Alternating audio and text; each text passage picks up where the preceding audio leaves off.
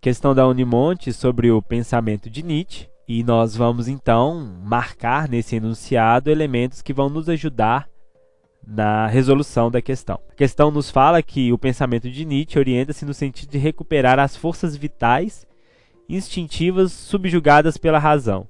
Então, forças vitais instintivas subjugadas pela razão durante séculos.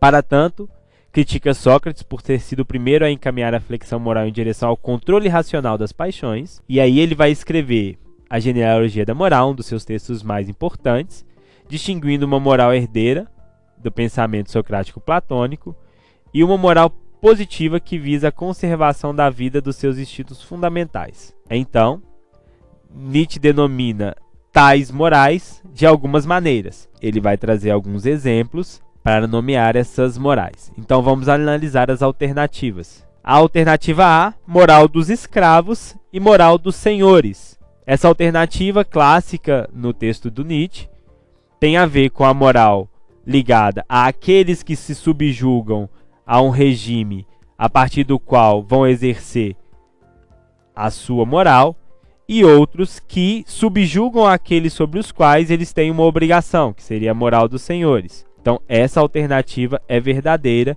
em relação ao pensamento de Nietzsche. É uma contraposição, né? Nietzsche distingue.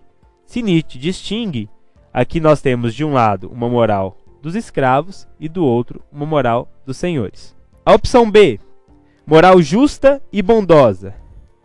Justa e bondosa não são contraposições.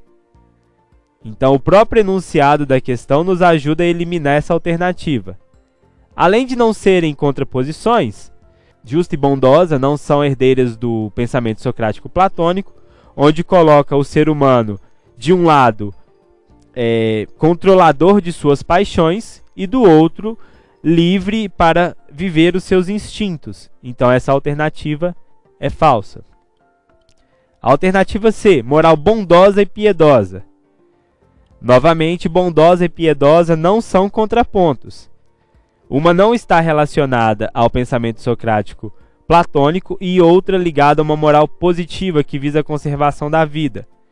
Então, essa alternativa também é falsa, porque não tem ligação com aquilo proposto por Nietzsche. Depois, moral gigante e frondosa. Termos de uma moral de ostentação, uma moral que eleva o ser humano, mas também não é uma moral de contraposição. Novamente, seria uma alternativa inviável ao pensamento de Nietzsche. Voltando então ao enunciado da questão sobre a genealogia da moral, ele vai distinguir uma moral herdeira do pensamento socrático platônico e uma moral positiva que visa a conservação da vida dos seus instintos fundamentais. Essa moral é denominada então por Nietzsche de moral dos escravos e moral de senhores.